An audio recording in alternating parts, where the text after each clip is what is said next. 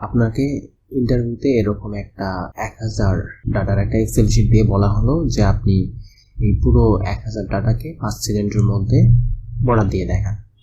তো আপনি হয়তো এইভাবে সিলেক্ট করে তারপর এখান থেকে বর্ডারে ক্লিক করে বর্ডার দেবেন।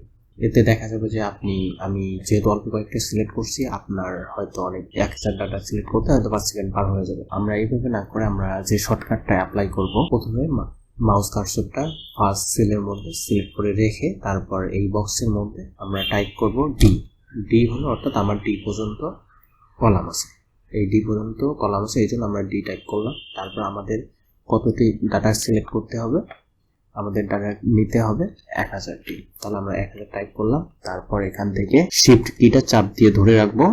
চাপ দিয়ে ধরে রাখার পর আমরা কিবোর্ডে এন্টার প্রেস করব। এন্টার প্রেস করলে পুরো ডাটাটা আমাদের দেখেন পুরো ডাটাটা 1000 পর্যন্ত সিলেক্ট হয়ে গেছে। তারপর আমরা এখান থেকে বর্ডার অল বর্ডারে ক্লিক করে বর্ডার দিয়ে নেব। তো এইভাবে আমরা শর্টকাট ওয়েতে এক্সেল ডাটার বর্ডার দিতে পারি। তো এরকম আরো টিপস এবং ট্রিক্স ভিডিও পেতে ইউটিউব চ্যানেলটি সাবস্ক্রাইব করে রাখুন।